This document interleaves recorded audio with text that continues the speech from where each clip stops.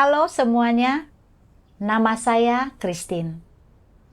Hari ini, saya ingin membacakan kepada Anda sebuah artikel kesaksian yang sangat bagus dari seorang saudari yang berusia 80 tahun. Karena dia khawatir bahwa dia tidak lagi mampu melakukan tugasnya seiring bertambahnya usia. Dia jatuh ke dalam kesalahpahaman dan depresi. Bertanya-tanya, apakah dia masih bisa diselamatkan dan memasuki kerajaan surga? Bagaimana dia mengatasi keadaannya? Apakah orang lanjut usia benar-benar tidak berguna? Apakah ada batasan usia bagi seseorang untuk mengejar kebenaran? Mari kita membaca pengalaman yang luar biasa ini. Berjudul, Lansia Harus Jauh Lebih Banyak Mencari Kebenaran. Aku dilahirkan dalam keluarga Kristen dan menerima pekerjaan Tuhan yang Maha Kuasa pada akhir zaman saat berusia 60 tahun. Aku merasa sangat beruntung dapat menyambut Tuhan pada akhir zaman dan menerima pekerjaan Tuhan pada akhir zaman. Dan impianku untuk diselamatkan dan masuk ke dalam kerajaan akan segera terwujud. Asalkan aku bekerja keras dalam tugasku dan berkorban, akan ada kesempatan bagiku untuk diselamatkan oleh Tuhan. Setelah itu, aku mengerahkan segenap kemampuanku dalam tugas apapun yang diatur gereja untukku. Dan bahkan saat usiaku 70 tahun, aku masih mampu mengendarai sepedaku berkeliling dan melakukan beberapa tugas untuk gereja. Aku berlari naik turun tangga, melaksanakan tugasku, tidak pernah merasa lelah. Aku senang masih mampu melaksanakan tugas.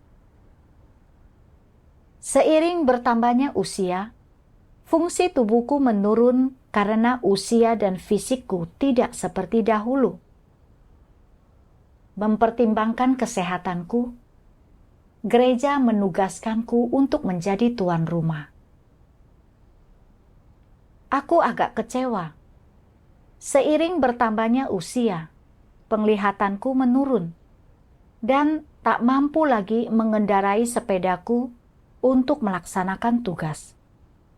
Yang bisa kulakukan hanyalah mengambil tugas sebagai tuan rumah. Jika aku tak mampu melaksanakan tugas apapun karena usiaku makin lanjut, masih mungkinkah bagiku untuk diselamatkan?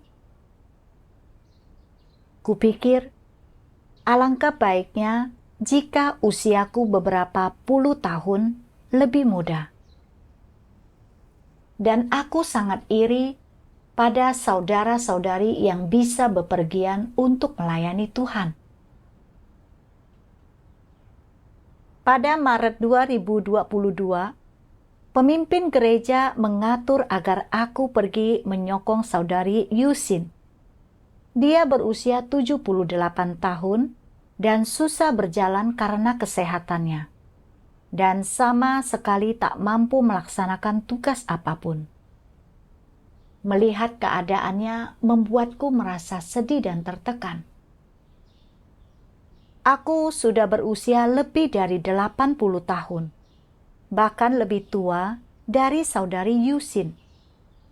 Kesehatanku tak lagi seperti dulu.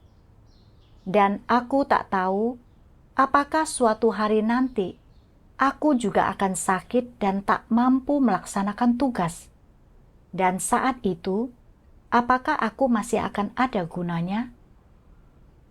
Ada harapankah bagiku untuk diselamatkan jika aku tak mampu melaksanakan tugas apapun? Makin kupikirkan, makin aku merasa sedih. Lalu aku juga jatuh sakit. Suatu kali, aku merasa pusing ketika bangun di tengah malam untuk ke kamar mandi. Dan pagi harinya, aku tak bisa bangun dari tempat tidur. Aku sangat pusing sampai-sampai tak mampu membuka mata. Aku muntah-muntah dan diare, dan bahkan sulit menelan air. Suamiku menelepon putri kami agar datang merawatku. Dan setelah 2 hari akhirnya aku mulai pulih. Pelaksanaan tugasku tidak tertunda, tapi aku sangat lemah dan tak ada tenaga untuk melakukan apapun. Aku sulit menelan makanan dan merasa pusing dan mual. Aku khawatir. Sebagai seorang lansia, dengan kesehatanku yang makin menurun dari hari ke hari, jika aku sakit seperti itu lagi, akankah aku bisa sembuh secepat itu? Jika aku tak segera sembuh dan membutuhkan seseorang untuk merawatku, aku pasti tak mampu melaksanakan tugas apapun. Dan bukankah itu akan membuatku tidak berguna? Dapatkah aku masuk ke dalam kerajaan tanpa tugas? Alangkah baiknya jika aku beberapa puluh tahun lebih muda, seperti 20 tahun yang lalu ketika baru saja menerima tahap pekerjaan ini, tidak takut melakukan apapun. Apapun yang gereja tugaskan kepadaku, dekat atau jauh, aku mampu melaksanakannya. Dengan memiliki tugas, aku punya lebih banyak harapan untuk diberkati. Namun, aku tak bisa memutar waktu, dan aku kurang sehat untuk melakukan apapun. Jadi, aku hanya menjalani hari-hariku begitu saja. Tanpa kusadari, aku hidup dalam keadaan negatif dan salah paham. Keadaanku terus memburuk. Aku tak lagi bersemangat untuk membaca firman Tuhan dan melakukan apapun. Aku tidak melakukan tugasku dengan sungguh-sungguh seperti sebelumnya. Aku berdoa kepada Tuhan. Tuhan, aku merasa kini sudah makin tua dan tak mampu melaksanakan banyak tugas. Tak ada harapan bagiku untuk masuk ke dalam kerajaan dan diselamatkan. Aku merasa sangat sedih.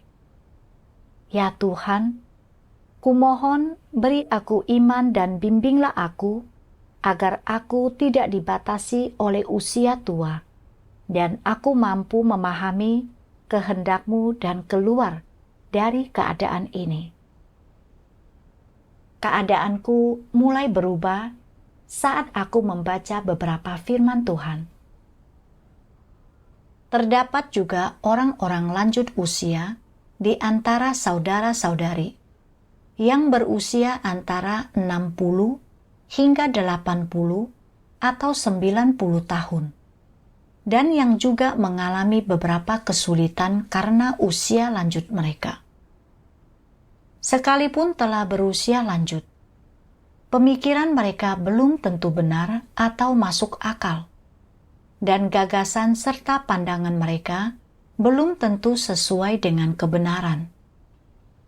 Orang-orang lanjut usia ini juga memiliki masalah, dan mereka selalu khawatir. Kesehatanku tidak sebaik sebelumnya, dan tugas yang mampu kulaksanakan sangat terbatas. Jika aku hanya melakukan tugas kecil ini, akankah Tuhan mengingatku? Terkadang aku jatuh sakit, dan aku perlu seseorang untuk merawatku. Jika tidak ada orang yang merawatku, aku tidak mampu melaksanakan tugasku. Lalu, apa yang dapat kulakukan? Aku sudah tua, dan tak mampu mengingat firman Tuhan saat aku membacanya, dan sulit bagiku untuk memahami kebenaran. Saat mempersekutukan kebenaran, perkataanku membingungkan dan tidak logis, dan aku belum memiliki pengalaman apapun yang layak untuk kubagikan. Aku sudah tua dan tak punya cukup tenaga. Penglihatanku tidak terlalu baik dan aku tidak sekuat sebelumnya. Segala sesuatu terasa sulit bagiku.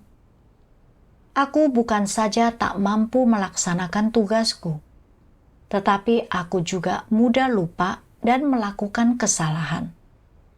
Terkadang, aku menjadi bingung dan menimbulkan masalah bagi gereja dan saudara-saudariku.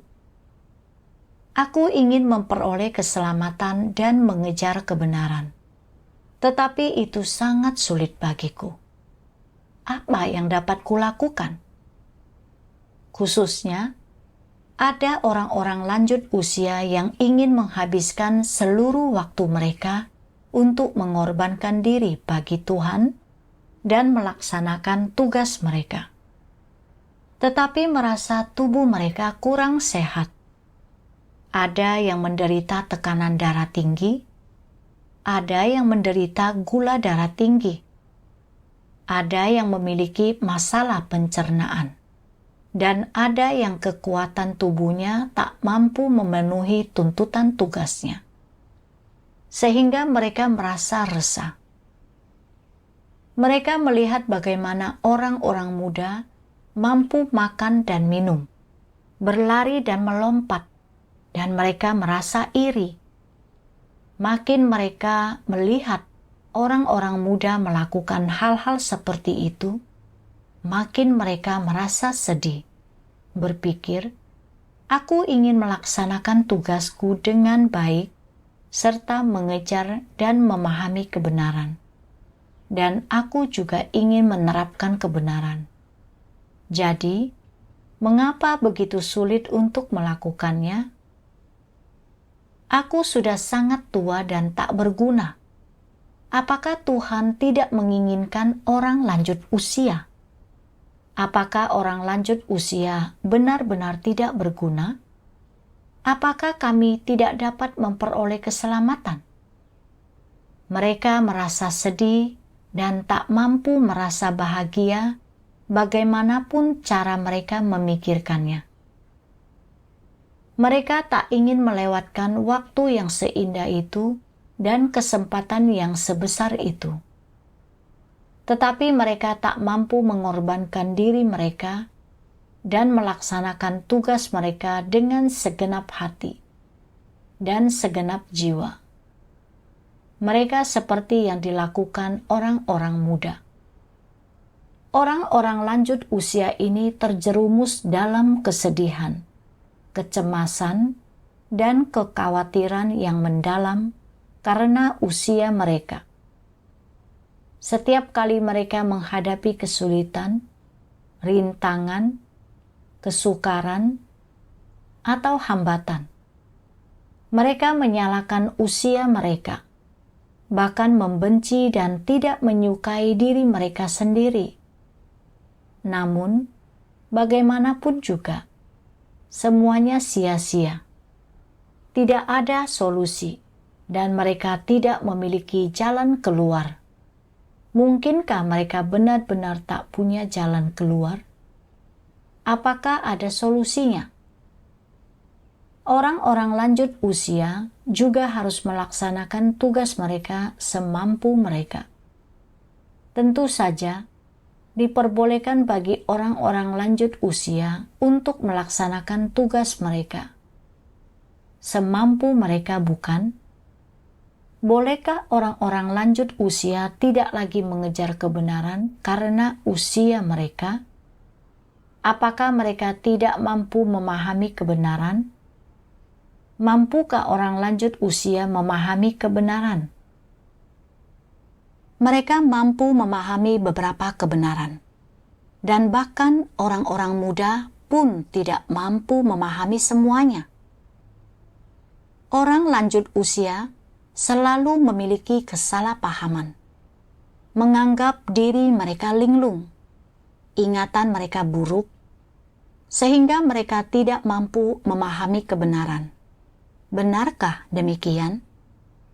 Meskipun orang muda jauh lebih bertenaga dibandingkan orang lanjut usia, dan secara fisik mereka lebih kuat, tetapi sebenarnya kemampuan mereka untuk mengerti, memahami, dan mengetahui sama saja dengan kemampuan orang lanjut usia.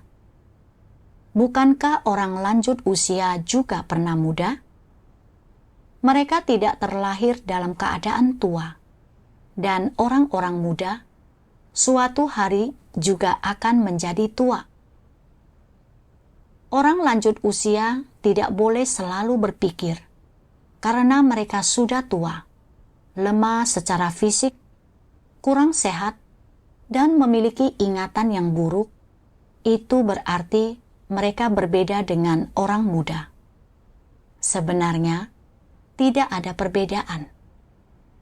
Apa maksudku mengatakan tidak ada perbedaan? Entah seseorang itu sudah tua atau masih muda, mereka sama saja dalam hal watak rusak mereka, dalam hal sikap dan pandangan mereka, dan dalam hal perspektif dan sudut pandang mereka ketika memandang segala sesuatu. Jadi, orang lanjut usia tidak boleh berpikir bahwa karena mereka sudah tua, memiliki lebih sedikit keinginan yang berlebihan dibandingkan orang muda, dan mampu bersikap lebih stabil. Berarti mereka tidak memiliki ambisi atau keinginan yang liar, dan watak rusak mereka lebih sedikit. Ini adalah kesalahpahaman. Orang muda bisa saja memperebutkan kedudukan. Bukankah orang lanjut usia pun bisa saja memperebutkan kedudukan? Orang muda bisa saja melakukan hal-hal yang bertentangan dengan prinsip dan bertindak sekehendak hati. Bukankah orang lanjut usia pun bisa saja melakukan hal yang sama? Orang muda bisa saja bersikap congkak. Bukankah orang lanjut usia pun bisa saja bersikap congkak? Namun, ketika orang lanjut usia bersikap congkak, karena usia tua mereka tidak terlalu agresif, dan kecongkakan mereka bukan kecongkakan yang bertaraf tinggi. Orang muda memperlihatkan perwujudan kecongkakan yang lebih jelas karena mereka memiliki anggota tubuh dan pikiran yang fleksibel. Sedangkan orang lanjut usia memperlihatkan perwujudan kecongkakan yang kurang jelas karena anggota tubuh mereka yang kaku dan pikiran mereka yang tidak fleksibel. Namun, esensi kecongkakan dan watak rusak mereka sama. Sekalipun seorang lanjut usia sudah lama percaya kepada Tuhan, atau sudah bertahun-tahun melaksanakan tugas mereka, jika mereka tidak mengejar kebenaran, watak rusak mereka akan tetap ada. Jadi, orang lanjut usia itu bukannya tidak memiliki sesuatu yang bisa mereka lakukan. Mereka juga bukan tidak mampu untuk melaksanakan tugas mereka. Dan terlebih lagi, mereka bukan tidak mampu untuk mengejar kebenaran. Ada banyak hal yang bisa mereka lakukan. Berbagai kebohongan dan kekeliruan yang telah kau kumpulkan sepanjang hidupmu, serta berbagai ide dan gagasan tradisional. Hal-hal yang bodoh dan sulit dihilangkan. Hal-hal yang kolot, hal-hal yang konyol, dan tak masuk akal yang telah kau kumpulkan. Semuanya itu telah bertumpuk di dalam hatimu. dan engkau harus menghabiskan jauh lebih banyak waktu daripada yang dihabiskan orang muda untuk menyelidiki, menganalisis, dan mengenali hal-hal ini. Bukan berarti tidak ada apapun yang bisa kau lakukan, atau bukan berarti engkau boleh merasa sedih, cemas, dan khawatir saat tidak ada apapun yang bisa kau lakukan. Ini bukan tugas ataupun tanggung jawabmu. Pertama-tama, orang lanjut usia harus memiliki pola pikir yang benar.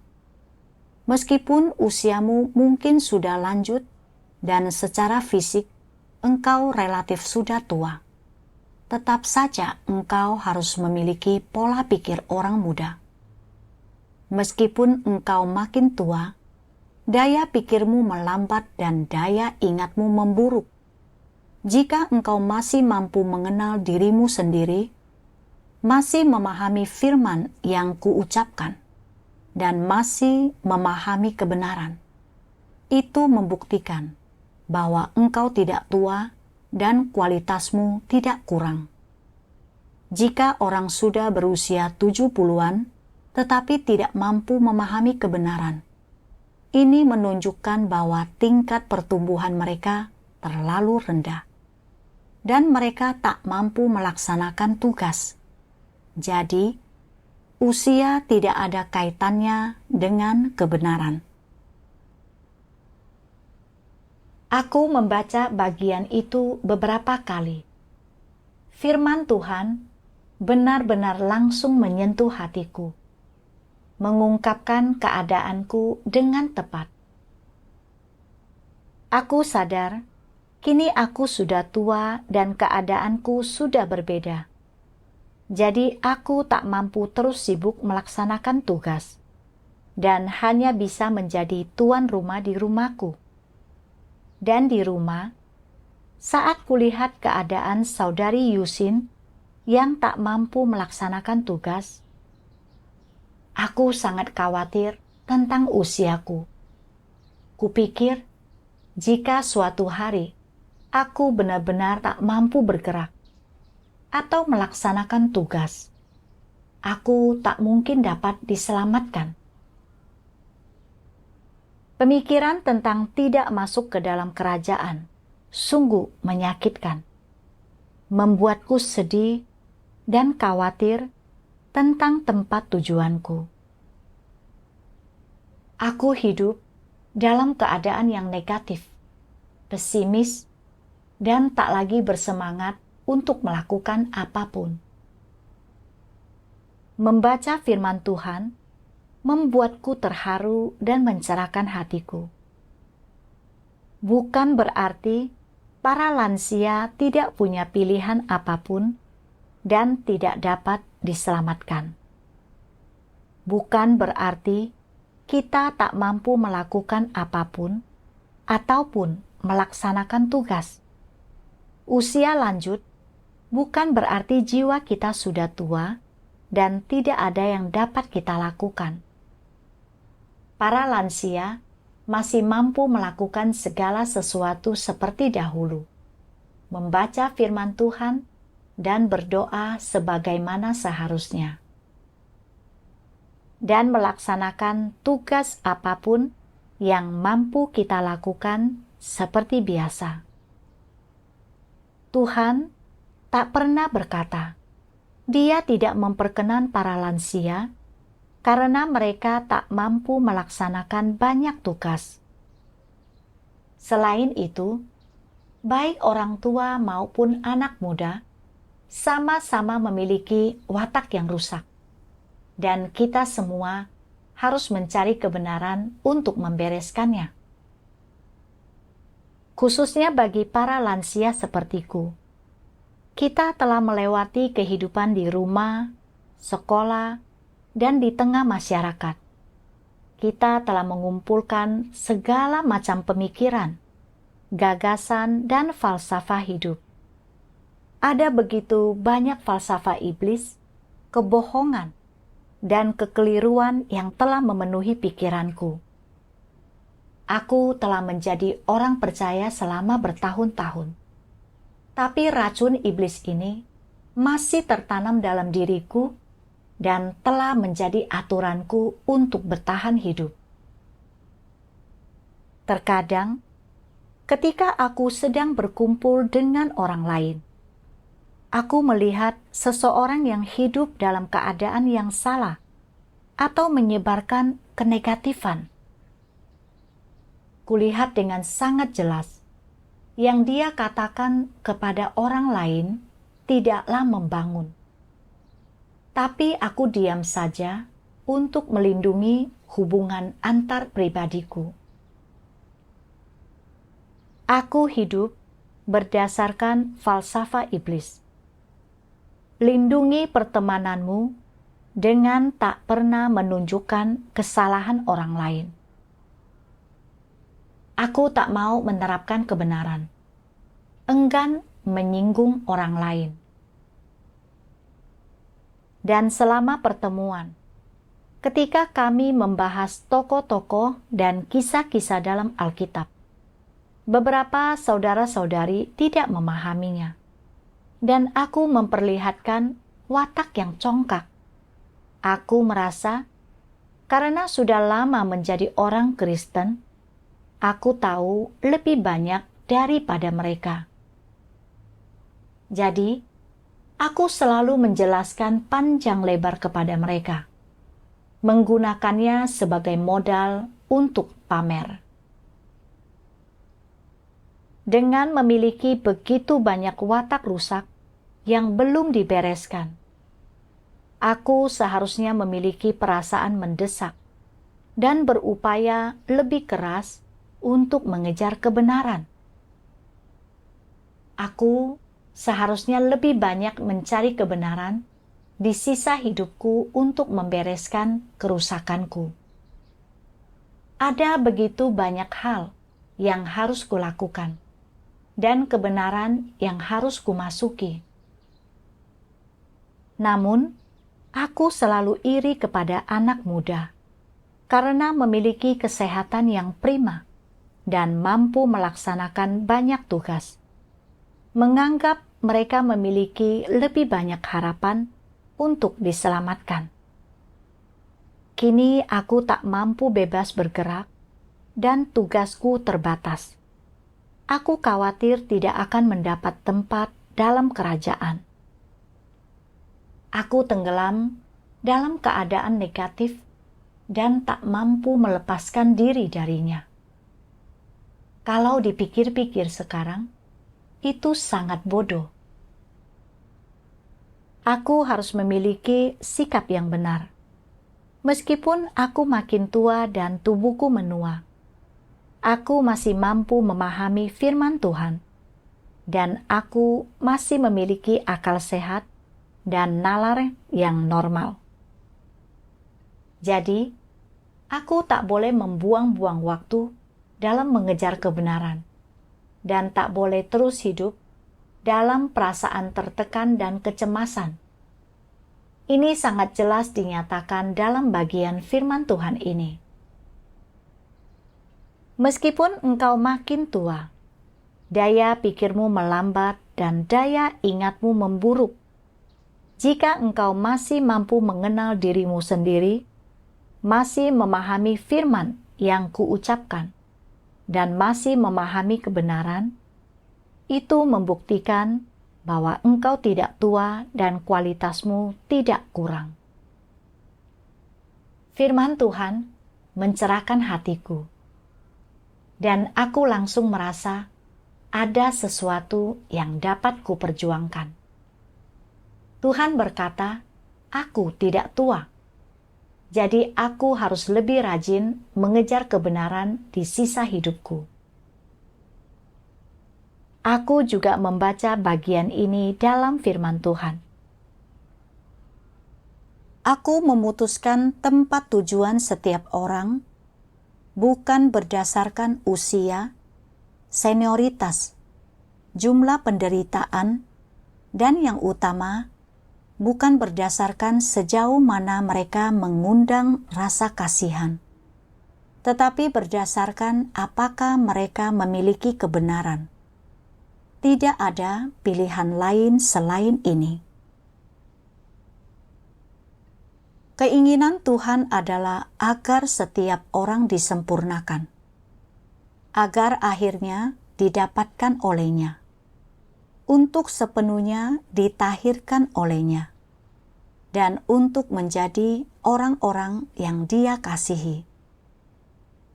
Tidaklah penting apakah aku mengatakan engkau semua terbelakang atau kualitasmu rendah. Ini semua fakta.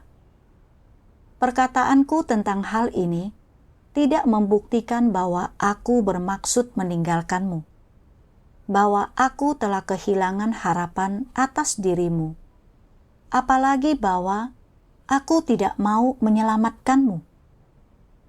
Pada zaman sekarang, aku telah datang untuk melakukan pekerjaan keselamatanmu, yang berarti bahwa pekerjaan yang kulakukan adalah kelanjutan dari pekerjaan penyelamatan.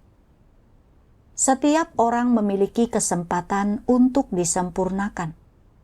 Asalkan engkau mau, asalkan engkau mengejar, pada akhirnya engkau akan dapat mencapai hasilnya, dan tak seorang pun di antaramu yang akan ditinggalkan. Jika kualitasmu rendah, tuntutanku terhadapmu akan sesuai dengan kualitasmu yang rendah. Jika kualitasmu tinggi, tuntutanku terhadapmu akan sesuai dengan kualitasmu yang tinggi. Jika engkau bodoh dan buta huruf, tuntutanku terhadapmu akan sesuai dengan dirimu yang buta huruf. Jika engkau terpelajar, tuntutanku terhadapmu akan sesuai dengan fakta bahwa engkau terpelajar. Jika engkau sudah tua, tuntutanku terhadapmu akan sesuai dengan usiamu. Jika engkau mampu memberikan tumpangan, tuntutanku terhadapmu akan sesuai dengan kemampuan ini. Jika engkau mengatakan engkau tidak mampu memberi tumpangan, dan hanya mampu melaksanakan tugas tertentu. Apakah itu mengabarkan Injil, atau mengurus gereja, atau menangani urusan umum lainnya? Penyempurnaanmu olehku akan sesuai dengan tugas yang kau lakukan. Setia, taat sampai akhir, dan berusaha untuk memiliki kasih yang tertinggi kepada Tuhan. Inilah yang harus kau capai, dan tidak ada penerapan yang lebih baik dari ketiga hal ini. Aku benar-benar terharu oleh firman Tuhan ini. Tuhan tidak pernah menentukan kesudahan orang berdasarkan kualitas, usia, atau berapa banyak tugas yang telah mereka laksanakan. Tuhan hanya melihat apakah orang setia dan taat kepadanya atau tidak. Asalkan mereka bertekad untuk mengejar kebenaran dan memiliki iman yang sejati dan mencintai kebenaran, Tuhan tidak akan meninggalkan mereka. Aku mengerti Tuhan itu adil dan tuntutannya tidak sama terhadap semua orang. Dia mengajukan tuntutan kepada orang berdasarkan tingkat pertumbuhan mereka dan apa yang mampu mereka capai. Mereka yang mampu menjadi tuan rumah seharusnya menjadi tuan rumah. Mereka yang mampu memberitakan Injil seharusnya melakukan hal itu. Orang harus melakukan tugas apapun yang mampu mereka lakukan. Asalkan kita mampu mengejar kebenaran dan bertindak berdasarkan firman Tuhan, ada kesempatan bagi kita untuk diselamatkan. Namun, aku merasa di usiaku yang sudah lanjut, tidak ada tugas apapun yang mampu kulakukan, dan Tuhan tidak akan memperkenan diriku. Aku menganggap Tuhan seperti bos di dunia yang akan mempertahankanmu ketika kau mampu bekerja dan memiliki nilai. Tapi jika tidak, Dia akan mengusirmu. Menganggap Tuhan seperti ini berarti tidak takut akan Tuhan. Aku juga salah memahami kehendak Tuhan karena gagasan dan imajinasiku yang salah. Selain itu, Tuhan tak pernah berkata, para lansia tidak dapat diselamatkan atau disempurnakan. Aku teringat para antikristus dan pelaku kejahatan yang diusir dari gereja. Ada yang lebih muda daripadaku dan telah menyerahkan rumah dan pekerjaan mereka demi tugas mereka. Mereka bekerja keras menurut standar manusia. Tapi mereka tidak mengejar kebenaran, dan watak rusak mereka tak berubah sedikit pun.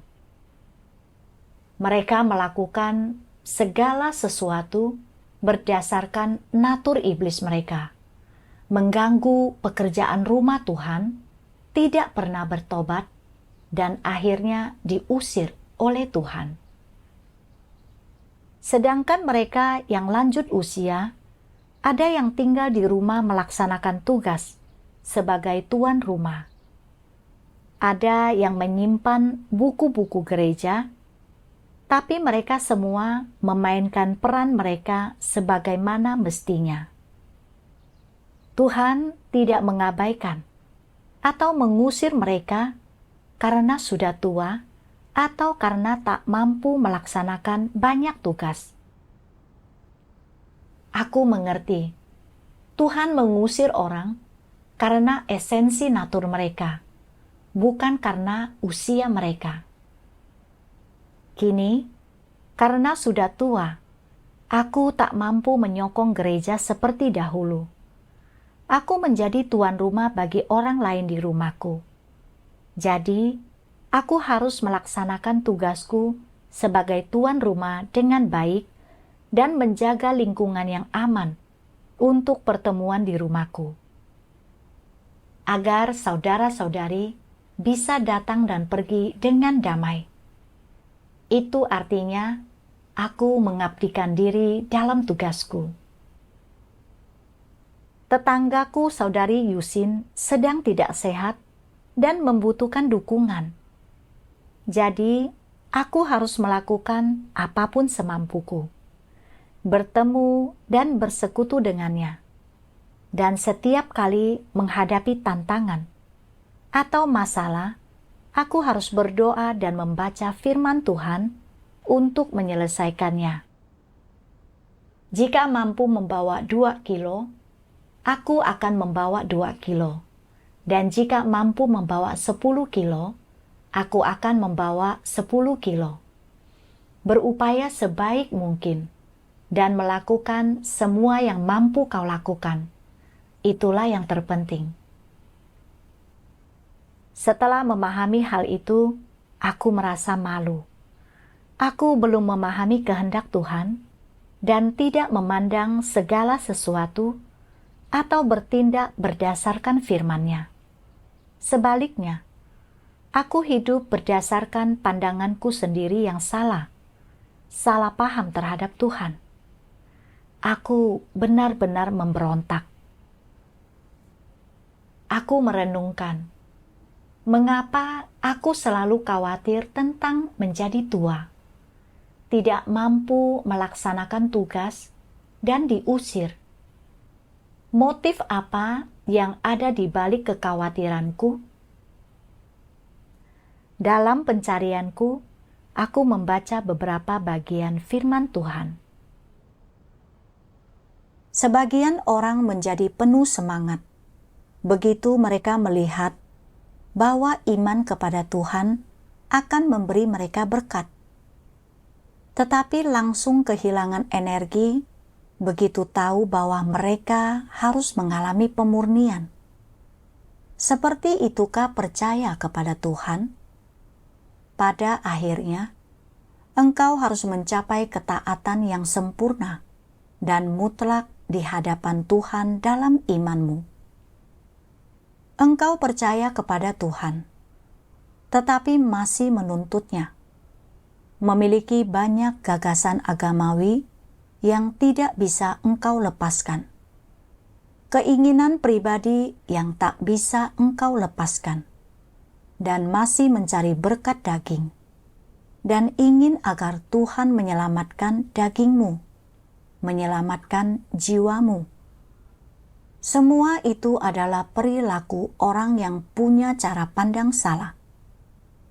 Meskipun orang dengan kepercayaan agamawi memiliki iman kepada Tuhan, mereka tidak berusaha mengubah watak mereka, tidak mengejar pengenalan akan Tuhan, tetapi sebaliknya, mereka hanya tertarik mencari apa yang daging mereka inginkan. Banyak di antara engkau sekalian yang memiliki iman yang termasuk dalam golongan orang agamawi. Ini bukanlah iman yang sejati kepada Tuhan. Untuk percaya kepada Tuhan, manusia harus memiliki hati yang siap untuk menderita baginya, dan kerelaan untuk menyerahkan diri baginya. Jika mereka tidak memenuhi kedua persyaratan ini, hal itu tidak dianggap sebagai iman kepada Tuhan, dan mereka tidak akan mampu mengalami perubahan dalam watak mereka. Hanya mereka yang dengan sungguh-sungguh mengejar kebenaran, mencari pengenalan akan Tuhan, dan mengejar kehidupan yang merupakan orang yang sungguh-sungguh percaya kepada Tuhan. Orang percaya kepada Tuhan untuk menerima berkat, untuk menerima upah, untuk menerima mahkota. Bukankah tujuan ini ada di hati semua orang? Kenyataannya memang demikian. Meskipun orang tidak sering membicarakannya, dan bahkan menyembunyikan motif dan keinginan mereka untuk mendapatkan berkat, keinginan dan motif yang ada di lubuk hati orang ini selalu tak tergoyahkan. Sebanyak apapun teori rohani yang orang pahami, pengalaman atau pengetahuan apapun yang mereka miliki, tugas apapun yang dapat mereka laksanakan, sebanyak apapun penderitaan yang mereka tanggung, atau sebesar apapun harga yang harus mereka bayar, mereka tidak pernah melepaskan motivasi untuk mendapatkan berkat yang tersembunyi di lubuk hati mereka, dan yang selalu secara diam-diam bekerja di dalam hati mereka. Bukankah ini hal yang tersembunyi paling dalam di lubuk hati manusia? Tanpa motivasi untuk menerima berkat ini, bagaimana perasaanmu? Dengan sikap apa engkau akan melaksanakan tugasmu dan mengikuti Tuhan? Apa yang akan terjadi pada orang jika motivasi untuk menerima berkat yang tersembunyi di dalam hati mereka ini disingkirkan? Mungkin banyak orang akan menjadi negatif, sementara beberapa orang akan kehilangan motivasi dalam tugas mereka. Mereka pasti kehilangan minat dalam kepercayaan mereka kepada Tuhan, seolah-olah jiwa mereka telah lenyap. Mereka akan terlihat seolah-olah hati mereka telah direnggut. Inilah sebabnya kukatakan bahwa motivasi untuk mendapatkan berkat adalah sesuatu yang sangat tersembunyi dalam hati manusia. Tepat keadaan pula yang Tuhan singkapkan dan hakimi dalam firman ini. Tuhan benar-benar memeriksa hati dan pikiran manusia. Firman-Nya menyingkapkan motif dan harapanku yang terdalam untuk diberkati, dan imanku hanyalah untuk mendapatkan berkat. Saat baru saja menerima tahap pekerjaan ini, aku dimotivasi oleh kesempatan untuk masuk ke dalam kerajaan. Aku bersedia melakukan apapun yang gereja minta, baik ketika hari hujan atau cerah. Aku selalu melaksanakan tugasku. Kupikir, Tuhan pasti berkenan asalkan aku membayar harga. Lalu aku akan diselamatkan dan memperoleh berkat kerajaan surga. Namun, kini setelah melihat diriku makin tua, semua fungsi tubuhku menurun karena usiaku, dan aku merasa tak mampu melaksanakan tugas yang selalu mampu kulaksanakan sebelumnya. Aku khawatir suatu hari akan jatuh sakit dan tak mampu melaksanakan tugas. Hal itu membuatku merasa sedih dan tertekan. Dan saat aku teringat 2 hari itu ketika aku sakit dan tak mampu bergerak, aku merasa makin khawatir jika aku sakit lagi dan tidak segera sembuh. Aku pasti tak mampu melaksanakan tugas apapun dan tidak dapat diselamatkan. Hatiku terasa hampa, dan aku merasa gelap dan depresi.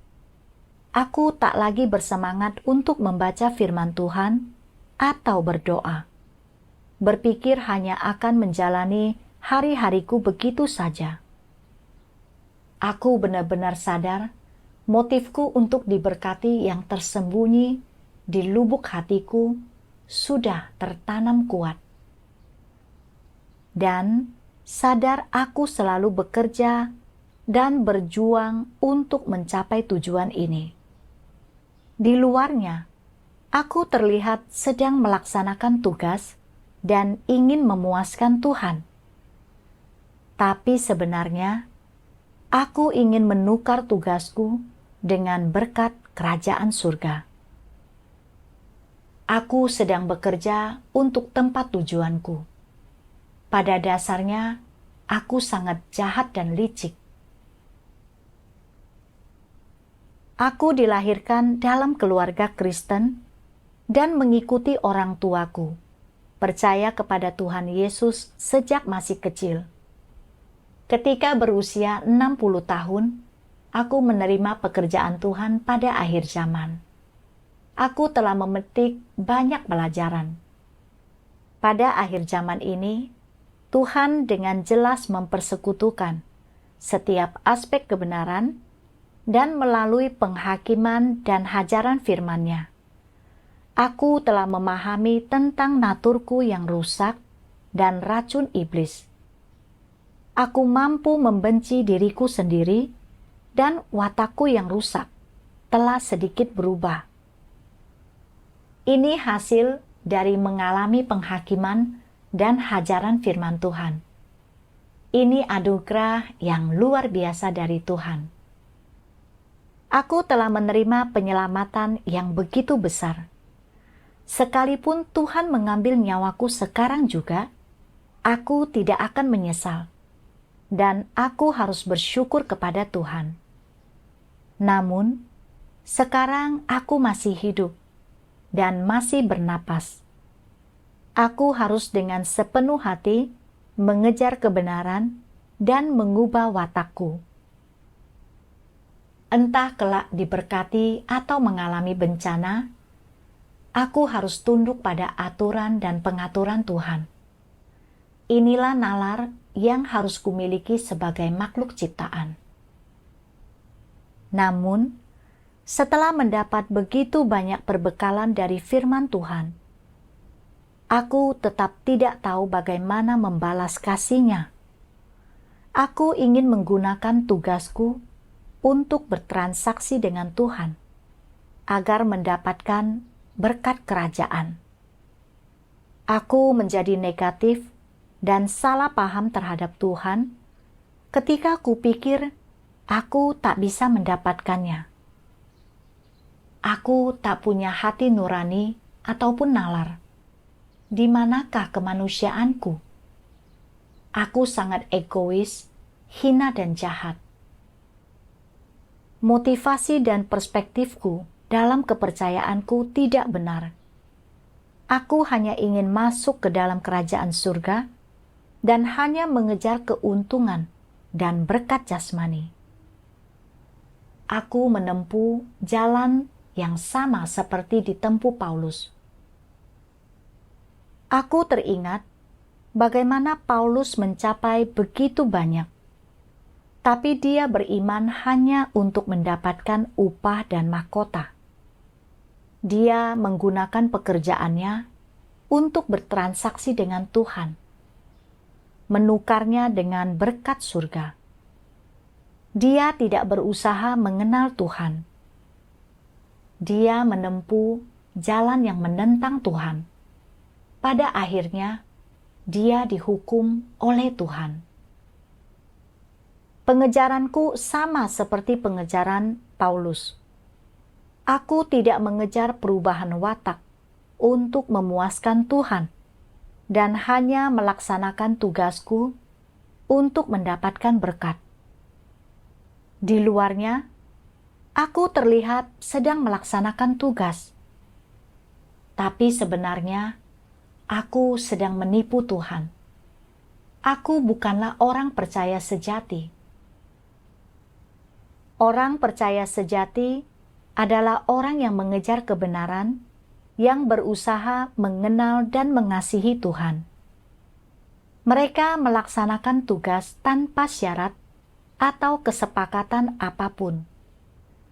Tidak ada motif atau tujuan pribadi atau keinginan yang berlebihan. Mereka mengerahkan segala yang mereka miliki untuk memuaskan Tuhan. Sama seperti Petrus, meskipun dia tidak melakukan pekerjaan sebanyak Paulus, dia mampu menerima penghakiman dan hajaran Tuhan, mengenal dirinya sendiri, dan berusaha mengenal dan mengasihi Tuhan. Pada akhirnya, dia tunduk sampai mati, disalib terbalik untuk Tuhan, bersaksi untuk memuliakan Tuhan.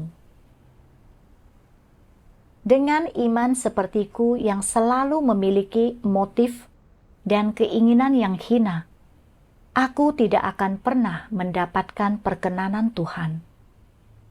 Sekalipun aku sudah bertahun-tahun percaya kepadanya, aku pasti hanya akan ditolak dan dibenci oleh Tuhan. Jika tidak bertobat dan tetap bertransaksi dalam iman dan tugasku, aku tidak akan memperoleh kebenaran atau mengalami perubahan watak pada akhirnya. Aku akan berakhir seperti Paulus, disingkapkan dan diusir oleh Tuhan. Aku teringat akan apa yang Tuhan firmankan. Tidak ada hubungan antara tugas manusia dan apakah dia diberkati atau dikutuk. Tugas adalah apa yang manusia harus penuhi. Itu adalah panggilan surgawinya, dan seharusnya tidak bergantung pada imbalan jasa, kondisi, atau nalar. Baru setelah itulah dia bisa dikatakan melakukan tugasnya. Pada saat ini, aku sadar tugas adalah apa yang sudah seharusnya dilakukan oleh makhluk ciptaan, dan tidak ada kaitannya dengan menerima berkat atau kemalangan. Sebagai anggota keluarga Tuhan, seharusnya aku tidak mengajukan persyaratan terhadapnya. Aku seharusnya memenuhi tanggung jawabku. Ini sama seperti sebuah keluarga. Ketika anak-anak melakukan apa yang mereka bisa untuk keluarga, bolehkah mereka meminta imbalan uang dari orang tua mereka? Itu berarti mereka bukan anggota keluarga, tapi pegawai. Sebagai anggota keluarga Tuhan dan sebagai makhluk ciptaan, melakukan sedikit tugas untuk Sang Pencipta adalah hal yang sudah seharusnya kulakukan. Itu benar dan wajar. Aku harus menunjukkan kesetiaanku tanpa memikirkan syarat atau upah. Itulah yang seharusnya kulakukan. Kini, aku makin tua, dan kesehatanku tidak baik. Tapi Tuhan tak pernah meninggalkanku. Dia tetap menopang dan membimbingku dengan firman-Nya. Aku harus punya hati nurani dan tak boleh terus hidup dalam keadaan negatif, membiarkan diriku putus asa. Aku harus memiliki sikap yang benar, dan selama aku waras dan masih mampu berpikir, aku harus membaca lebih banyak firman Tuhan untuk mengenal diri sendiri dan mengejar perubahan watak. Melaksanakan tugas apapun yang mampu kulakukan sekarang, dan tunduk pada aturan dan pengaturan Tuhan. Aku membaca bagian lain dalam firman Tuhan. Setiap orang, seperti apapun kualitasmu, berapapun usiamu, seberapapun lamanya engkau telah percaya kepada Tuhan, harus berupaya keras untuk menempuh jalan mengejar kebenaran. Engkau tidak boleh menekankan alasan objektif apapun. Engkau harus mengejar kebenaran tanpa syarat. Jangan sia-siakan hari-harimu. Jika engkau mencari dan mengerahkan upayamu untuk mengejar kebenaran sebagai hal penting dalam hidupmu, mungkin saja kebenaran yang kau peroleh dan mampu kau capai dalam pengejaranmu bukanlah apa yang selama ini kau harapkan. Namun, jika Tuhan berfirman bahwa Dia akan memberimu tempat tujuan, tergantung pada sikapmu dalam pengejaranmu dan ketulusanmu, maka betapa indahnya itu. Jangan berfokus pada apa yang akan menjadi tempat tujuan atau kesudahanmu untuk saat ini. Apa yang akan terjadi dan seperti apa masa depanmu? Apakah engkau akan dapat terhindar dari bencana dan tidak mati? Jangan memikirkan hal-hal ini atau menanyakannya. Berkonsentrasilah hanya untuk mengejar kebenaran di dalam firman Tuhan dan tuntutannya, untuk melaksanakan tugasmu dengan baik, memuaskan kehendak Tuhan, membuktikan dirimu layak atas penantian Tuhan selama 6.000 tahun, atas 6.000 tahun penantiannya. Berilah Tuhan sedikit penghiburan. Biarlah Dia melihat bahwa engkau masih dapat diharapkan, dan biarlah harapannya terwujud dalam dirimu. Katakan kepadaku, apakah Tuhan akan memperlakukanmu dengan buruk jika engkau melakukannya? Tentu saja tidak. Dan sekalipun hasil akhirnya tidak seperti yang diharapkan, bagaimana seharusnya orang memperlakukan fakta ini? Sebagai makhluk ciptaan, mereka harus tunduk dalam segala hal pada pengaturan dan penataan Tuhan, tanpa memiliki agenda pribadi. Bukankah sudut pandang seperti inilah yang seharusnya dimiliki makhluk ciptaan? Itu adalah pola pikir yang benar. Mengejar kebenaran adalah hal terbesar dalam hidup manusia. Tidak ada hal lain yang sepenting mengejar kebenaran, dan tidak ada hal lain yang lebih bernilai daripada memperoleh kebenaran. Apakah mudah mengikuti Tuhan hingga hari ini? Bergegaslah, dan jadikan mengejar kebenaran yang kau lakukan sebagai hal terpenting. Tahap pekerjaan pada akhir zaman adalah tahap pekerjaan terpenting yang Tuhan lakukan dalam diri manusia dalam rencana pengelolaannya selama 6.000 tahun. Mengejar kebenaran adalah harapan tertinggi yang Tuhan tempatkan dalam diri umat pilihannya. Dia berharap orang menempuh jalan yang benar, yaitu jalan mengejar kebenaran. Ketika membaca bagian ini, aku sangat terinspirasi dan terharu. Tuhan telah memberitahu kita semua tentang kehendak-Nya, serta apa yang Dia tuntut dan harapkan dari manusia. Dia tidak peduli seberapa tinggi atau rendah kualitas kita, berapa usia kita, atau berapa banyak tugas yang telah kita laksanakan. Dan Dia hanya peduli apakah kita mengejar kebenaran, taat dan setia dalam iman kita. Sama seperti pada zaman kasih karunia, seorang janda hanya mempersembahkan 2 peser, tapi mendapatkan perkenanan Tuhan. Karena dia mempersembahkan semua yang dimilikinya kepadanya. Tuhan melihat ketulusan hatinya. Meskipun kini aku sudah tua dan tak bisa dibandingkan dengan anak muda dalam segala aspek, aku tidak merasa negatif. Aku ingin terus maju dan memanfaatkan setiap hari dengan sebaik-baiknya.